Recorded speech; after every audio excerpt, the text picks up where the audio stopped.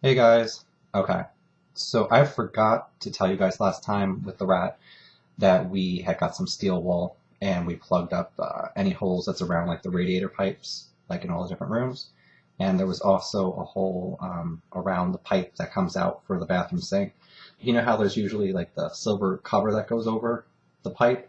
Well, apparently at one time they must have fixed something and they never put it over, so the pipe goes through, but then there's like a big hole around it. So we stuffed all that. I think that's where the rat actually came out of. So, and we still have the sticky traps down with some peanut butter in the center of the trap.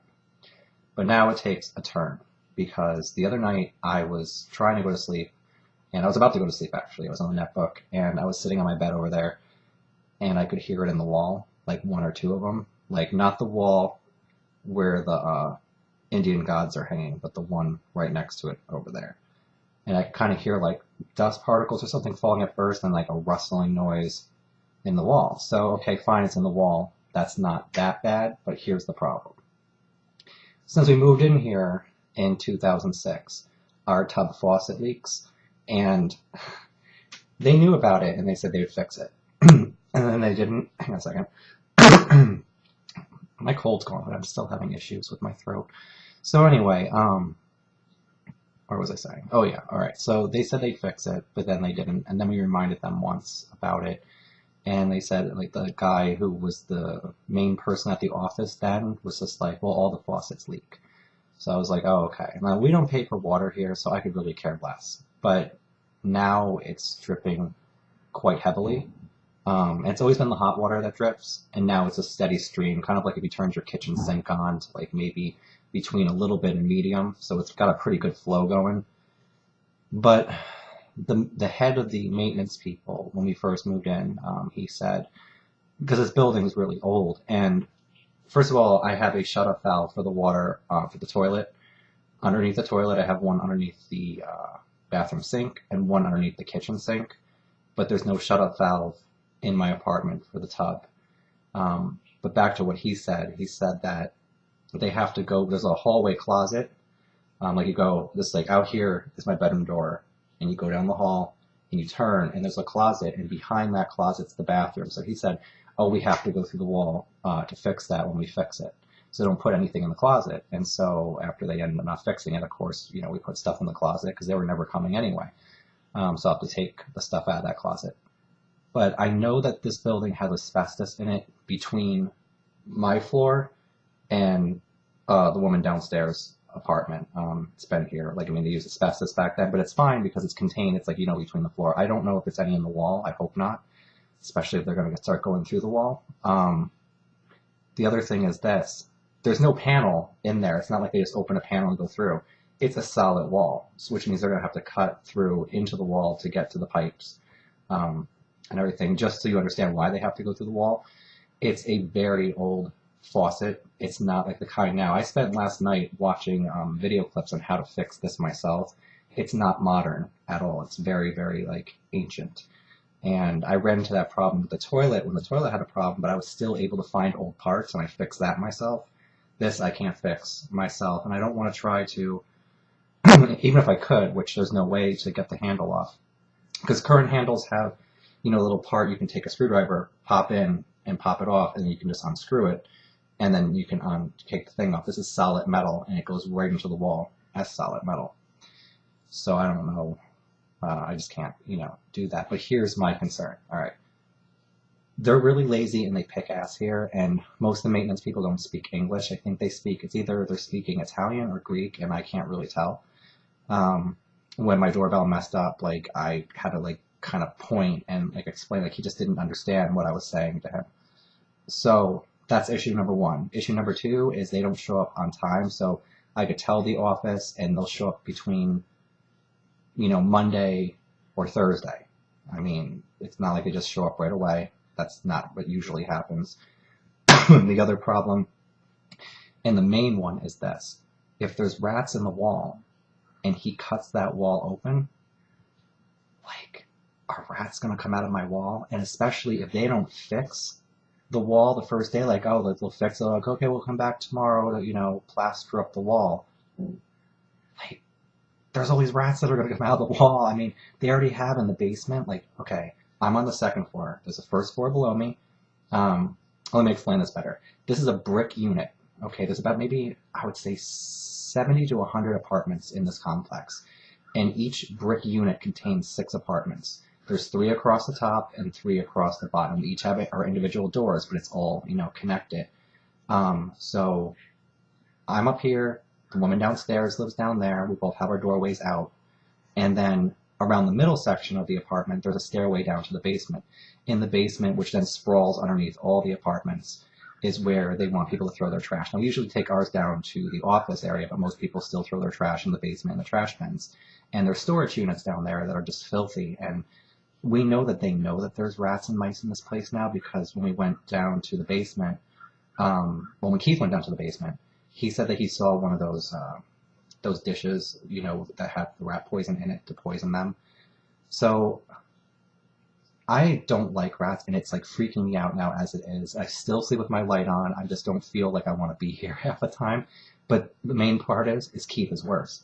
Like I said to you before in the last video, major, major, major phobia of this. And if rats start coming out of that wall, I will never get him back into this apartment. I have also, because I know it's becoming an issue and I know how upset he is about it, I looked at apartments online in my area, and unfortunately, because when we moved in here, it was at a set price.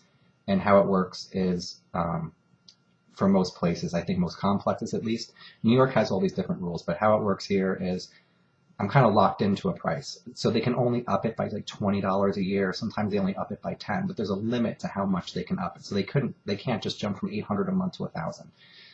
But meanwhile, while you're locked in, rent prices around you are climbing. So like if I was to move into this apartment complex right now, I would not be able to get the same price I'm paying at this moment. It would be higher. Get what I'm saying? So apartments now around me are $925 to $1,035.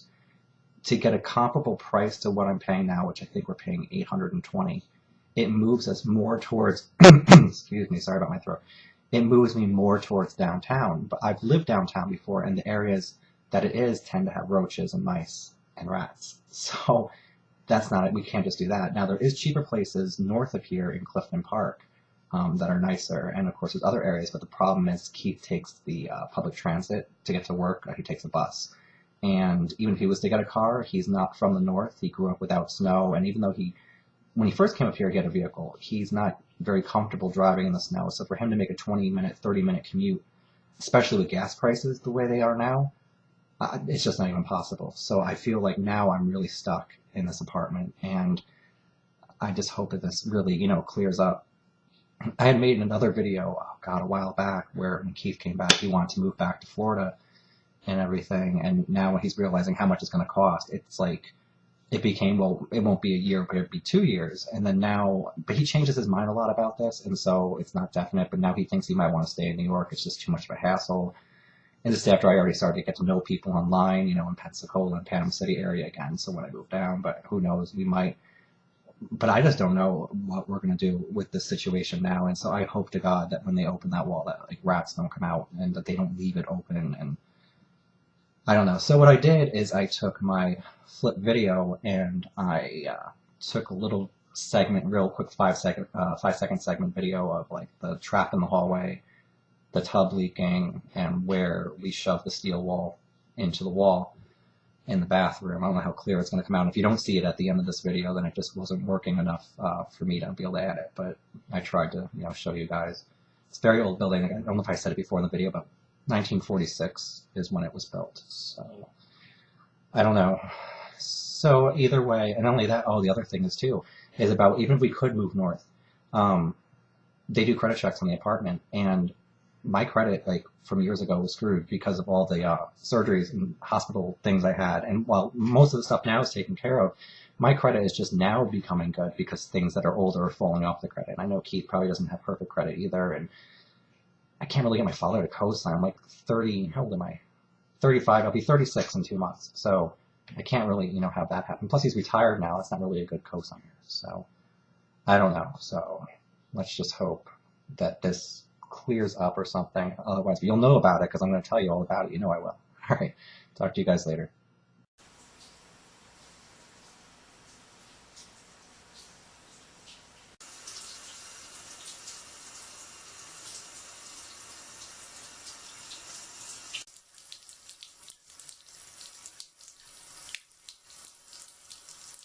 in the wall, like one or two of them, like not the wall where the Indian gods are hanging, but the one right next to it over there.